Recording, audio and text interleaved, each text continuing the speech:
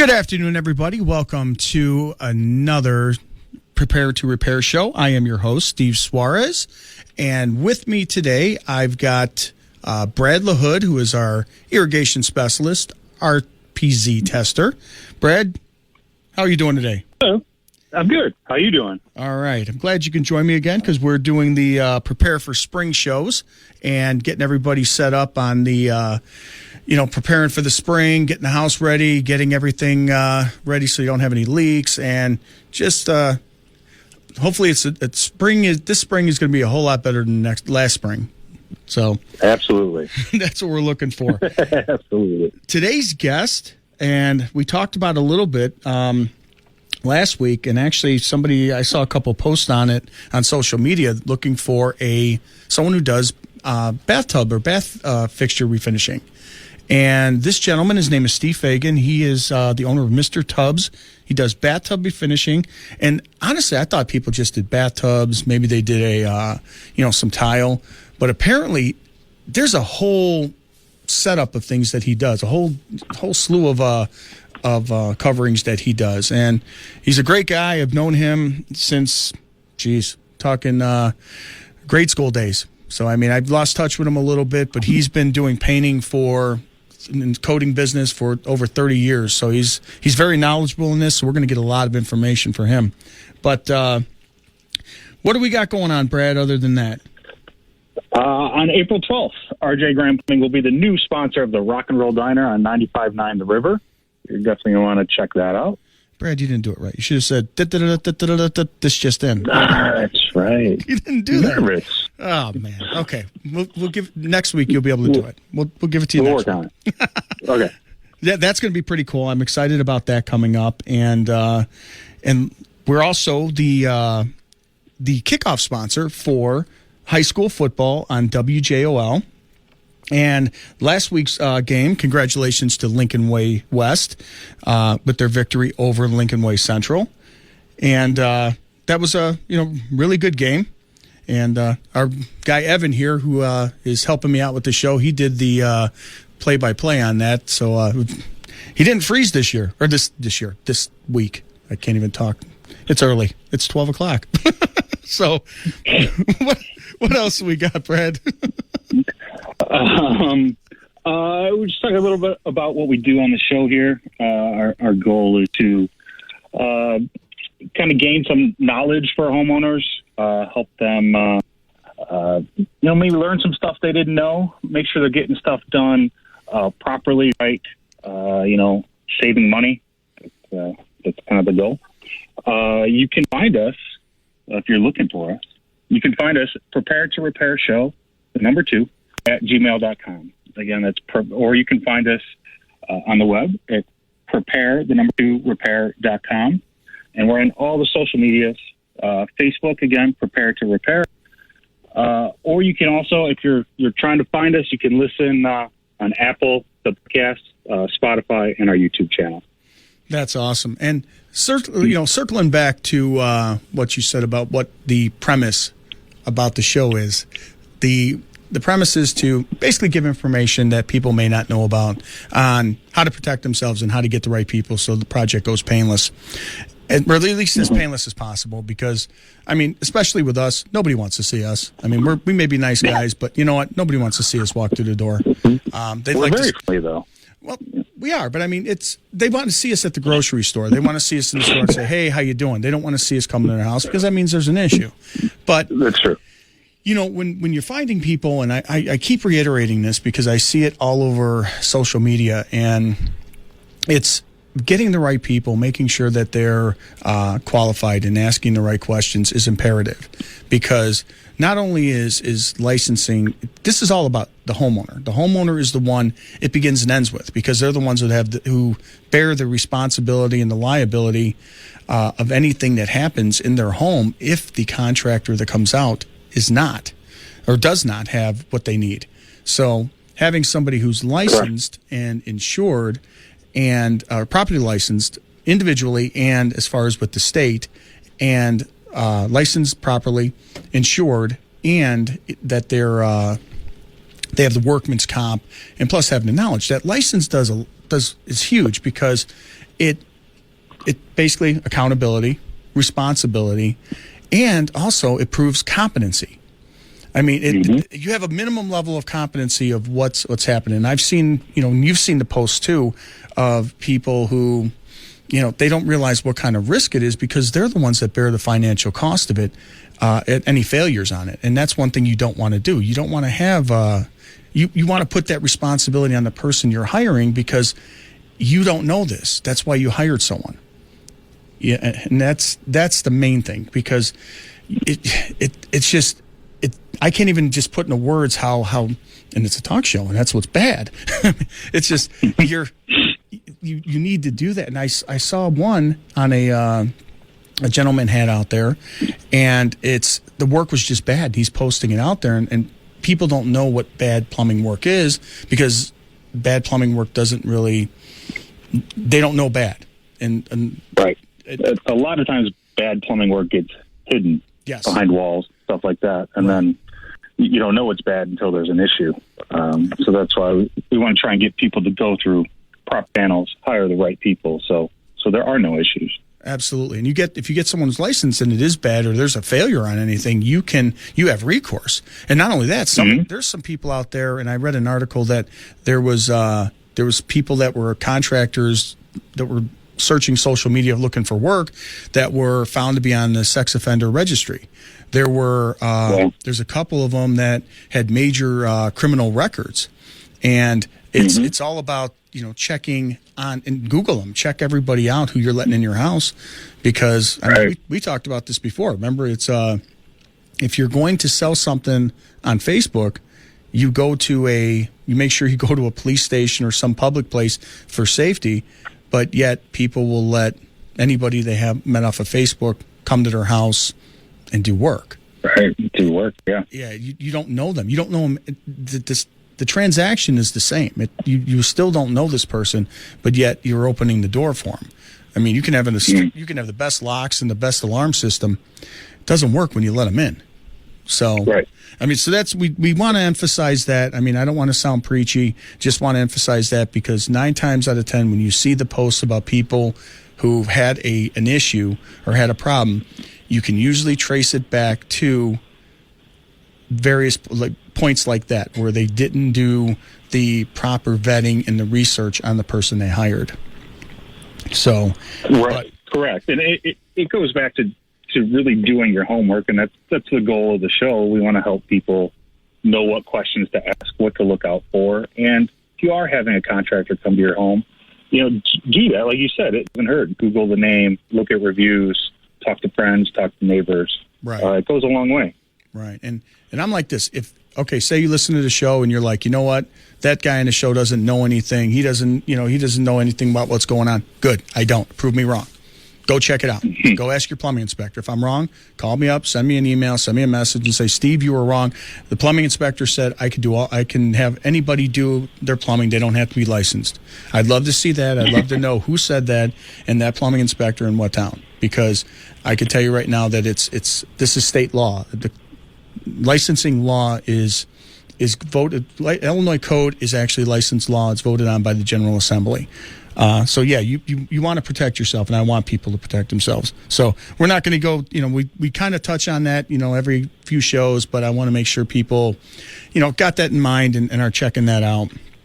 But we also we're going to move on to the prepare for spring, and by preparing for spring, we've got you. What are you doing out there, Brad? We're going to lose you in about a month anyway. I mean, I got you on the shows to talk about this, but we're going to lose you. You're going to be gone doing, tell everyone what you're going to be doing. It's lawn sprinkler season. So it's time for lawn sprinkler startups, maintenance checks, head replacements, thinking about getting a new sprinkler system installed. I can go over options for you. Different types, different styles, what's going to work best for your application and coverage areas. Not only is it sprinkler season, but that also means it's RPZ season.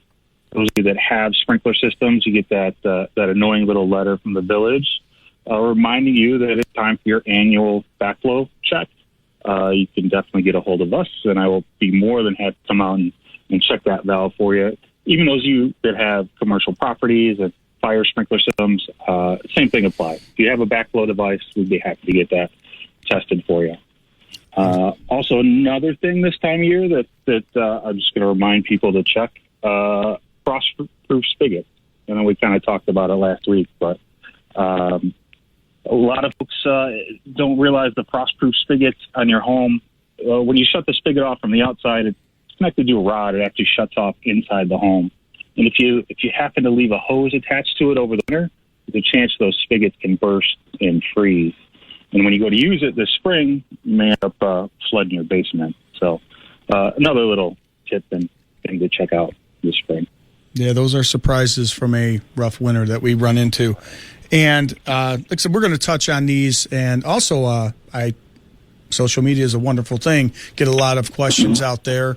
And one of the questions that we have seen quite a few times are those self-draining irrigation systems. So what we're going to do is let's put it on the little calendar to talk about that a little bit more in depth next week, because those are people think they're maintenance free and they save a lot of time, and they have their pros and cons. So we're going to discuss those next week.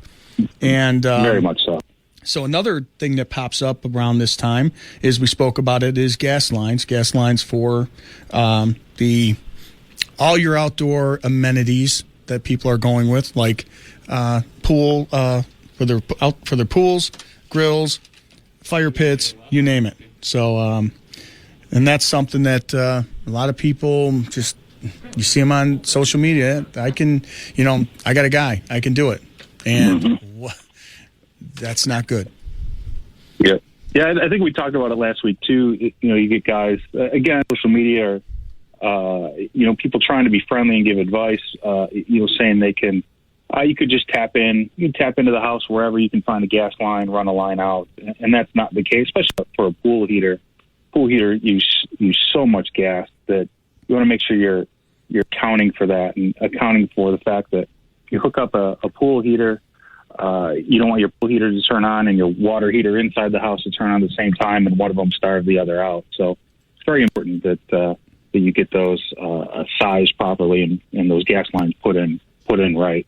Well, there was someone that said that your heater, your furnace, will not kick on the same time as your water heater will turn on, which if you think about that, first of all, you got it. Whenever you design anything, you have to put it in with the thought that the homeowner's running everything. The homeowner can run everything at the same time. Now, another thing is you're running these pools into later in the season, so you can get as much use out of it. Sometimes you may have your furnace kicking on at the same time as that, and if they're higher BTU, I'm losing my train of thought here, Brad. Thank you. Pool heater, and if you have a high BTU pool heater and it's pulling off of the same line, and it's a undersized line as your furnace, it's going to choke. One's going to choke out. One's not going to run properly, and then you're going to blame the unit. So that's something that definitely needs to be checked out. Get a professional and to do that, and then we've got yard drainage that are becoming an issue that people need to check out, and if we're going to touch on that probably a little bit more in depth next week, and also sewer drain cleanings. Now's the time for sewers that are becoming an issue, because spring and fall is when roots they start to grow, but we've got a weapon for that, don't we? We do. We have a hydrojetter.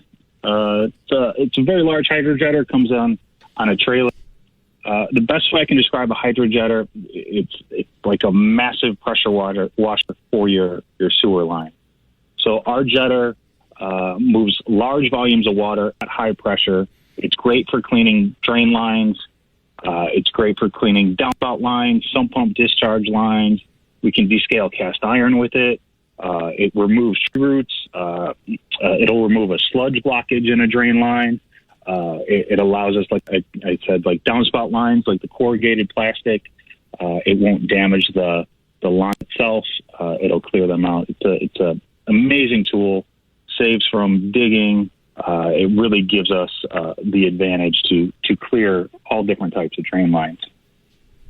Well, digging is the last resort that, at least with us. I'd rather get the line open, give a warranty, and move forward. But, if we have to dig, obviously we will to get the job done and be able to give the best warranty available. But having this tool in our arsenal is definitely a weapon that we'll be able to knock out more of these sludge blockage, more of these problem lines, discharge lines, and basically restore cast iron.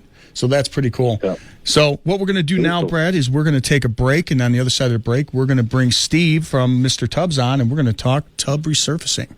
As long as I've known him, he's been in the coatings business or in painting. So I'm going to bring Steve on. Steve, you there, man? I am here. How are you? Hey, brother. How you doing, man? Haven't talked to you. It's been a while since I talked to you, but man, seeing some of your work out there and getting people who are asking a ton of questions about this, I had to have you on because I don't know anything about it. Me and Brad, we get people that see these bathrooms and, we want to, they're asking us to replace tubs. So, just seeing what you can do, wanted to, see what your thought. What do you do? Tell me about your business and you. I basically, like you said, if people are going to, redo, I give them an option at a fraction of the price. I could coat tile countertops and bathtubs with the material. See, what I'm thinking is when I walk into a bathroom and I see this 60s bathroom with it's a 60s bathroom with a avocado green tub. And plenty of those. It's an avocado green tub. It's got the what is it? It's got the green toilet, and obviously the toilet you're not going to be able to glaze, but the I don't reglaze toilets. Right. But the walls are, they may even be green. They may. Oh, most definitely. And even if the countertop in the bathroom is coach marble or laminate, I do a faux finish on that. It's a faux granite that I use on that called limestone. We got the 60s really look on it. Yeah. I had to throw the 60s thing in there, man. Because that's what we're running into. You know what I'm talking about. Oh, yeah. I see it all the time. Aqua green, gold, purple. It's all out there. Oh, it's bad. And then, I see you go in there, they contact you and they say, okay, what can you do?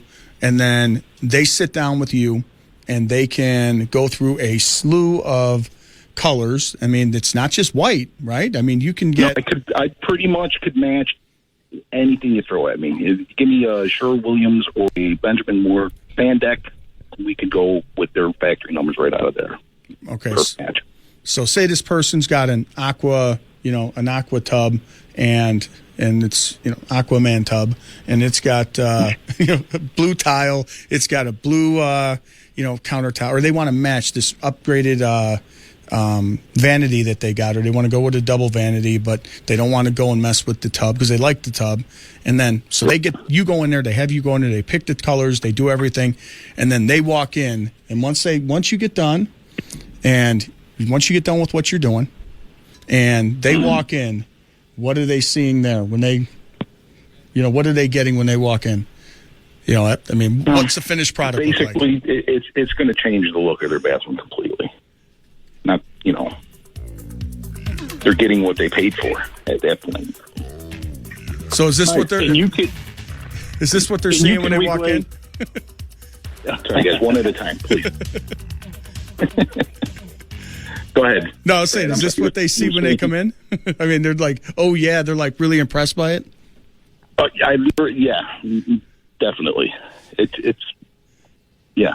I tried to get a little cute on that. I imagine looking at the same bathroom since 1967 and walking in and it looks completely different.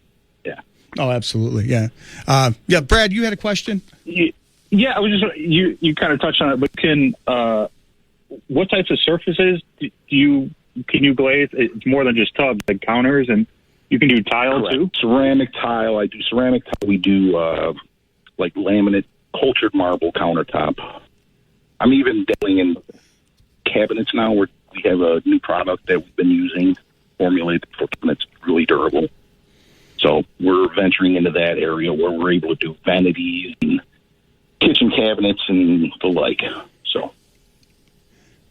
Very cool. And then what kind of fiberglass? Absolutely, we do fiberglass tub, showers, all that. That Okay. Definitely. Now, what were you saying? What kind of warranty does the final product have on it? Well, I give a 5-year, depending on circumstances. Like for rental, I actually don't give a 5-year. It's something different. But for homeowners, it's 5-year warranty on my product. I think that's for my product and the labor, the craftsmanship. Wow. Now, I wanted to ask 5 years is pretty good. You could buy a new car these days and still not get a 5-year warranty on it. So for a bathtub, I think. Well, that's not even that. I'm just looking at it with the amount of abuse that a bathtub would take, and it's not unheard of. 10 years. Well, this stuff holds up. It keeps it shine. It's super durable. Well, just the harsh chemicals that people use to clean them, and I mean, again, it's exactly. I always leave a list of do's and don'ts as far as cleaning goes. No acidic-based cleaners, nothing abrasive that will definitely mar the finish. Oh, absolutely. There is some maintenance that comes along with keeping it. But like I said, I leave a list of all that. That's all covered before I leave. Well, but if you think about it, and I mean, just from like I said, Brad, you've seen the same thing, Steve. It's when you're walking in there and that's why I, did the little things. Oh yeah, I mean, it's like you can really, it's my attempt at humor. I apologize for that. But the thing is when I missed it. When you are doing, thanks, brother. I appreciate it. I set that up nice. It sounded a whole lot better in my head. Let me tell you, I had it all planned out. It was supposed to be cool, and let me tell you, it's still in flames right now. They're working on it with fire extinguishers. The thing that with this is the fact of the matter is that you can go in and revitalize a bathroom potentially, and correct, and you can have that done in, what would you say if somebody wanted to? They did a full, they did a tub, they did a surround. I mean, a tile surround, a full bath, countertop, a couple days. Day tops. You're talking a couple days. And how long is that tub functional, or is it out of commission? I should say. It's out of commission till the very next morning. Okay. I'd like to give it 24 to dry, and then you're on it again. That's not too bad. I mean, that cure time isn't. No, that's too not bad at all. I mean, if you think about it, how long would a contractor come in and do your bathroom? How long would that take you? Oh, geez. It has to be a miracle worker to be out of there in 2 days. No. I mean, you're going to take a day to gut it, and then you're going to find stuff that you're going to have to do. There's going to be other work that you're going to have to do, because it's obviously a bathroom from the 60s that you're going to have to modify to make new products, 2021 products work. So, I mean, you're obviously going to have to do that. So it's going to take more, and then it's going to be more expensive because you got to pick your tile. You got to definitely. You got your cement board and everything. I mean, I don't do that, but I mean, it's just those. I know what the job entails, and it's not going to be cheap. So, no. Your way. That's why I like to offer this option. It's out there. I mean, if you're not unsatisfied with the way your bathroom's laid out, it's a great option. I mean, it really is. And you said you got multiple colors? Brad was asking about that, too, because Brad says, what if I wanted to go 70s retro? What if I wanted to go reverse? Yeah. What if I have You give me a color in 2 days, and I will match it for you. See that, Perfect. Brad? Perfect. I have an array of whites and tans and bases that I carry as standards, but for something like I don't know, Brad, what did you say again? What was that? Like if I wanted to go modern, you take something modern and add that avocado green. Yeah. I'm bound and determined to make the 70s bathroom happen. All right. Definitely doable. Perfect. That's fine. Perfect. Yeah. That's fine. Because you know what? Honestly, with people nowadays, you really don't know, tastes are eclectic. You really don't know what people have. Exactly. In to each his own. Absolutely. It's your house. It's an extension of you. So, I mean, make it what it is. And what I may think is, is not really, good looking. You may. And I've seen people give me a call. Let's do that mauve bathtub. Let's get it going. Oh, yeah. And I mean, now let me ask you this. Now, these things also, I mean, because you were telling me when I was, because I kind of go over some of this stuff before I have, guests on the air. But one of the things that you talked about, Steve, is it's not just somebody going out there, going to the store, and I'm going to go and slap this coating on and everything's going to be all good. It's you took the time to learn these products and learn what you're doing and what each product does and what its durability is before you're just putting it in a homeowner's bathroom, correct? Oh, absolutely. I mean, a quality product, plus I'm bringing 36 years of experience with coating, so it's kind of hard to pick up at Home Depot. Realize it's been that long? I mean, man, we've known each other a while. I don't like to say it aloud, but it has been that long. Now, what about the one question that you're going to get, and I guess there's a whole slew of questions that people ask on these, the smell. I mean, when you're using chemicals, they're thinking, smell. Right. It's not that bad. I use an exhaust system that draws, 99% out. I actually have an additive that I could add to the product that smells like bubble gum or watermelon or something if you like to ease it, but it's really not bad at all. I've had it before where people have not smelled it at all when I was done. So, really? Yeah, I seal everything off, and then I hook up an exhaust system that draws all my material out, and I blow it right over a window. Wow, that's wow. That's I'm just surprised by that because, like I said, I always thought maybe I'm Brad can expound on this too. That goes back to if you don't have this type of equipment and you delve into them chemicals. Oh yeah, absolutely. Turns into a miserable experience. Mm-hmm. Yeah, go on, Brad. Besides doing the colors, can you do other types of coatings? Like if you were looking to do like a no slip kind of deal or something of that? I have non-slip surface that I put in before. That goes under every color. Whatever color you choose, that goes under the color. But I also do like a fog granite. Like I said, that goes on countertops. And I've even done a few tile surrounds of a tub with the fog granite and then did the tub in a white to give it that, like a two-piece. Go ahead, I'm sorry. So even if I had like a basic white fiberglass surround, you could make it look like granite with this coating? Yeah, could do that, absolutely. Oh, neat. The fog granite is latex based, and the solid I used is an acrylic. Okay. Now the thing about latex, I mean, I always thought latex when it was using. Again, I'm a plumber, so don't hit me too hard with the ruler here, man.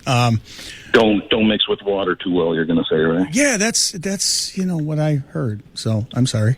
Well, let me rephrase. My base coat is latex, and the clear coat, which adds the durability and the shine, that is an acrylic. Oh, okay. All right. Okay. Wow. I mean, and again, that gives it the same wear and tear that I put on the bathtubs and the tile. Once I spray that clear acrylic on, there's, basically the same thing, just clear. So what would be the difference if, like, say, because I went through, say the big box store and they sell that bathtub refinishing product that is, I don't even know what it costs. But what if had someone said, yeah, I could do that. Why would you have somebody else come on? I mean, I would have to say that product is probably not as good. Nowhere near where we need to be. I mean, I've done so many where that product was used, and I've had calls from homeowners that said, hey, can you come in? I just did this, or my husband just did this a couple weeks ago, and it's peeling and it's cracking, and I come in, and then I have to remove all that. And it goes back again to experience of prep work. I use all the things I prep with. I mean, I use an acidic base cleaner to make sure that all the debris is clear before I even do anything to the tub. And that's stuff that most homeowners probably bypass. Well, that's for the fact that they can't get the chemicals I'm using at Menards. Well, prep is the key. Prep is the key. It starts there. I mean, whenever you paint anything, that's why I'm not absolutely not very good at painting. I mean, I just absolutely I don't have the patience. But That's where it comes down to. And what's ironic is at the station here, they have a TV in the background. They were showing one of these bath companies that basically are going to redo your bathroom or revitalize your bathroom. And, they gave their little thing. And I thought of some of the colors that they were using, which is almost like a texture type of coloring on it, where it was multiple colors on it. It wasn't just a solid, like it was a beige with some like little specks of other colors involved in it that gave it a really nice, almost like a stone type look. Right, that would be our Flintstone product. Oh, really? Okay. Yeah. So, now these basically on what they do or what they decide to choose to do on these, it's obviously the product is going to determine what you wind up doing as far as pricing on it. So obviously white is going to be a little bit more economical than if they decide to go with a little bit of a custom, correct? Yeah. So on that, okay. And same, like if you choose two colors, then there's the extra work involved there too. So yeah, that's all priced differently. Oh, absolutely. All right, Steve, we're going to take a break. You want to hold on a second here? We're going to take a break, and then we're going to get back to you. We're going to talk the reglazing and repair of fiberglass tubs. Cool. Well, no, the reason why I say this, I tell people, if I say something wrong, tell me I'm wrong, because that's what's out there. And by you being on the show and saying, hey, when you're hearing this, there's a different process between the two. Know what you're getting. That's what that's what this show is about. So, glazing usually takes place in a kiln, and I don't carry one with me. Okay. Now, how many of these people out there that are saying reglazing, like I made the mistake, are actually doing reglazing? Or are they doing a resurfacing? There's quite a few out there. They're doing reglazing. Reglazing, I don't know. Saying they're doing reglazing as opposed to resurfacing, there's a few guys out there. As far as reglazing, I don't know anyone doing that. Yeah, they're not reglazing in somebody's house. You're not setting up an oven. Right. But that's you're not taking someone's bathtub and bringing it to an oven somewhere. Right, but you see, me calling it reglazing is me not knowing the business and me not knowing what it is and going. So if your resurfacer is calling it reglazing, maybe you want to, look for somebody else, a little more knowledgeable. Well, honestly, Brad, how many times you seen guys on there call it reglazing? All the time. Most of them actually. I feel. Yeah. So Steve, it's good to know if there's a difference. It's familiar terminology. People pick up on it. Well, Steve just punched me in the gut on that one. Thanks, Steve. Appreciate it, buddy. It's all right. Mm-hmm. But no, seriously, you learn something new every day, Steve. Well, no, that's learning experience. That's what this show is about. That's what this. That's why absolutely I did this, is because what's going to happen is now when people say, okay, now I need to ask the right questions, because one of the things that I've spoke on in previous episodes was most people don't know enough to know what they don't know. They don't know what questions to ask because they don't have enough information to ask the right ones. And correct. By you providing that and saying, "Hey, no, this is the difference between the two." That's real cool. I'm glad that we did that, and I'm glad that you corrected me on that.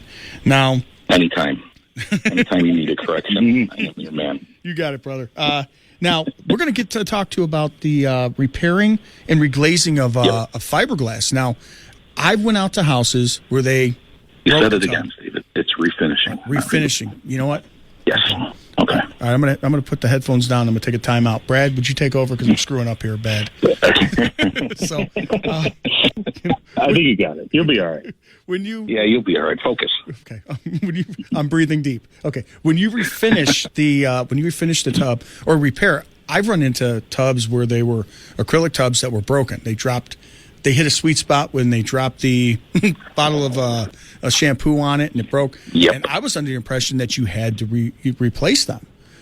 No, actually, that's a repair I often do. I just had a fellow who put his shower chair through the corner of the bathtub.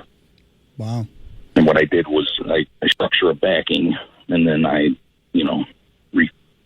repair with fiberglass and then resurface. And it's actually it's seamless. You can't even tell where that was at. So they come out really nice. Okay. Now I'm going to throw this to Brad. And if you got like a mushy shower pan, if it's soft as you're standing on it, I do a fill under there, or I actually pack underneath. I drill a few holes in there, and I fill it with a hardening agent, patch the holes, and resurface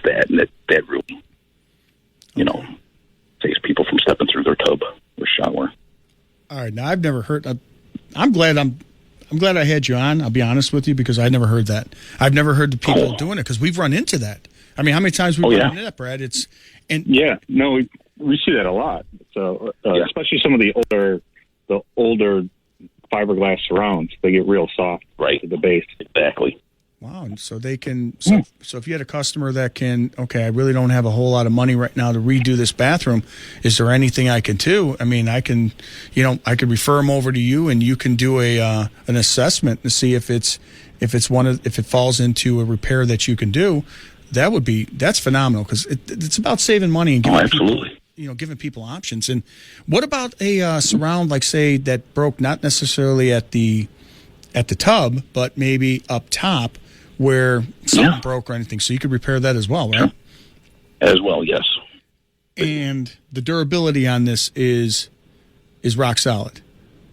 Yeah, my repairs are usually stronger than the tub I'm repairing, the rest of it. So, wow.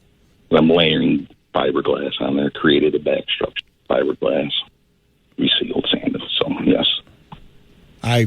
And now, when warranty also, I give a warranty with them also. When you do a repair, do you have to then recoat the whole tub or surround, or can you just do like a small area and blend it in? Well, it's depending on, like, if I'm doing a repair on this, it's probably something that's been around a while, so that has a tendency to fade, and to match something that's faded is impossible. So it usually goes hand in hand with the resurfacing. The repair does. Okay. And gives you, like, a brand new tub when you're done, a shower pan, whatever. Wow. I'm just, like I said, I'm surprised, because I made mistakes before and said that, okay, well, I've never seen these repaired, and I stand corrected. And for everyone who's listening, it's, this is definitely, it's an avenue to look at instead of replace, because these tubs, they can get very expensive and very intrusive. That's a pricey job. Yeah, to replace. And if you can do that, and you can get a warranty on that and have that look almost as good as new, I mean, it's definitely an avenue to check on, and because it saves. Oh, yeah, and this happens in the afternoon. Don't forget to add that. Wow. I mean, think about what it saves, Brad. I mean, as far as our end, and I don't like giving up work, but I mean, again, for the homeowner to be happy, I'd rather be able to give them something that's going to be able to help them, where they don't have to buy a new tub, they don't have to have the labor of a plumber and another two plumbers come out and remove the old one, put a new one in, and any of that intrusion. They can do this. I mean, there's other money. Well, there's usually a fair amount of plumbing work that goes into removing a tub. You end up replacing drains, and it is you're looking at not a whole can of worms, but yeah, a whole bunch of stuff. Quite involved. Yeah, this is honestly, this is great, Steve. Thank you for that's right. I painted for so many. I seen this. I got into this with a guy a few years back, 6 years ago, and I've seen the options and the opportunities in it. So I started my own. It does save people a lot of money, and my customers are 100% happy. I warranty and guarantee all my work. So if you're not, just give me a call. I come back and fix it. And there are multiple colors, custom colors. The same thing as. I have a website too, MrTubbz.com, if you want to look at that. Sweet. Oh yeah, definitely. There's a lot of my before and afters on there, and a little more information about the stuff I'm doing. And the cool thing about it is that knowledge that you're bringing to the table is you're seeing here. I mean, it's evident, it's priceless, because you know your stuff. You know what you're doing. Right. And you're on a radio show, basically letting people know what you do and trying to dispel some myths about what you do, which is what I do with plumbing. Absolutely. And all the other stuff that we see, to try and get people to arm them, to give them all the information that they need when they're going to have people come out. They're getting the right stuff, because if somebody comes out and does bad plumbing, they lump all plumbers into that. So that means if you get somebody coming out and they said, oh, well, I had it reglazed. I'm using my terminology because that's what people are saying, and I, made the same mistake. And so then when they say, okay, well, I've got a guy, his name is Steve, Mr. Tubbz. He's, he does a really good job. Oh, I'm not going to do that. I already had that done once, but they didn't have it done right. That's the problem. That's why getting this information out is key, because people need to have this right information, because negative information leads to, negative feedback on a certain. Not good for anybody. No, it's not. And I run into that, like I said, with plumbing, and Brad runs into it with irrigation. He runs into it, with plumbing as well. And you're running, you could potentially run into it with what you're doing. So that's right. That's something that we definitely want to dispel. And I'm glad you were able to correct me on that, man. Because seriously, I'm emphasizing on it not because it hurt my feelings. I mean, because it did, but no, I'm emphasizing on it because that's what this show is about. You learn, people need to learn about that, and the difference between the two really sets the tone, because nobody's coming out with an oven going to, put it in a kiln to heat it up to reglaze it. They're doing what you're doing, so they're comparing apples with apples. Now, if anybody wants to get a hold of Steve at Mr. Tubbz, what's the best way to get in contact with you? That would be to give me a call or a text. It's 773-710-3768. Okay, and a website that they can reach you on? That is www.mrtubbz.com. Fantastic. Now, is your area confined, or do you have a specific area you go to? I try to confine it to the tri-state area, Steve. Wow. Okay. I'm all over the place. All right. So you're like sidewalks. You're everywhere. That's good. Yeah, I have no trouble going anywhere. All right. Fantastic. After the show, I'm gonna text you, because I do have a gentleman who contacted me via text to get your information, because he needs your services. So I appreciate it. All right, brother. Thank you for being on the show. I appreciate it. And thanks for having me, man. Hey, man, no problem. Thank you. And thank you. So coming up, we're gonna talk. I want to talk a little bit about the tankless giveaway, which is coming soon. Like you can look for that in the. It's the middle of April. We're going to be doing that. It's going to be. You'll hear the announcements on WJOL here, and also, what do we got, Brad? RJ Graham is the proud kickoff sponsor of Friday Night Football Game of the Week right here on WJOL 1340 AM.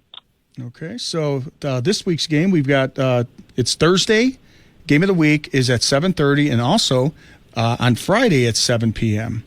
And next week's guest, join us for next week's guest, would be Joe Strong with the Plumbers Local 130.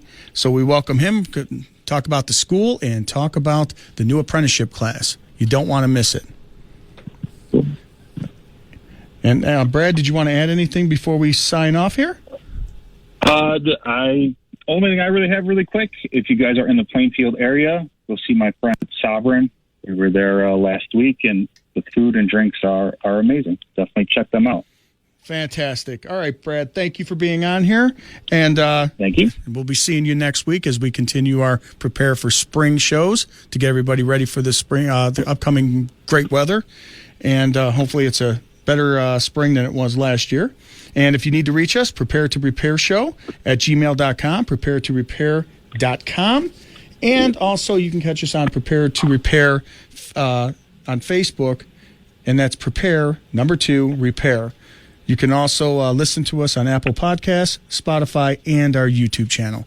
Thank you, everybody, for listening to us. We hope it was informative for you as it was for me, learning a little something here. And till next week, have a good one.